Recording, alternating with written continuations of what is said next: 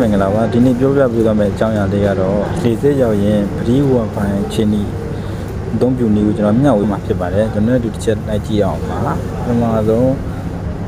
စတင်လေးကိုဖွင့်မယ်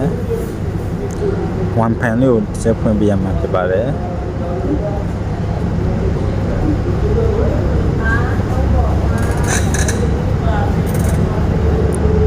1 pan လေးကိုဖွင့်ပြီးသွားပြီဆိုရင်အဲရဖို့ free wifi လေးကိုတစ်ချက်နှိပ်ပြရမှာဖြစ်ပါတယ်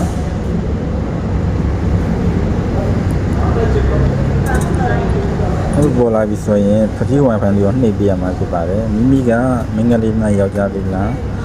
မင်္ဂလိဆိုရင်မင်္ဂလိယောက်ျားလေးဆိုရင်ယောက်ျားလေးနှိပ်အမေအားနှိပ်ပြရမှာဖြစ်ပါတယ်ကျွန်တော်မိမိရဲ့နာမည်ကိုရဲထည့်ပြရမှာဖြစ်ပါတယ်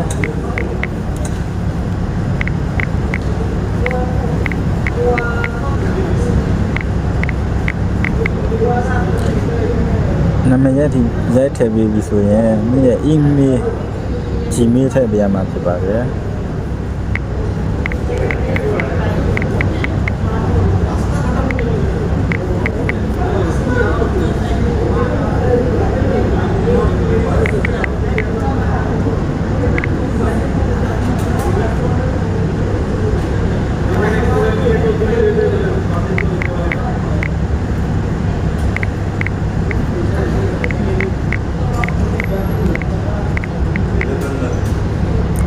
မိကြီးမေးထည့်ပြီးဆိုရင်မှန်ကြီးတစ်ချက်နှိပ်ပေးပါနှိပ်ပြီးဆိုရင်မင်္ဂလိကိုနှိပ်လိုက်ပါနှိပ်လေးကိုနှိပ်လိုက်ပါခဏစောင့်ပေးပါ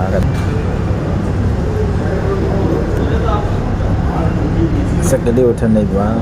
OK လေးကိုနှိပ်ပြလိုက်ပါဒါဆိုရင်ဒီဝါပဲချင်းဒီအသုံးပြုလို့ရသွားပြီဖြစ်ပါတယ်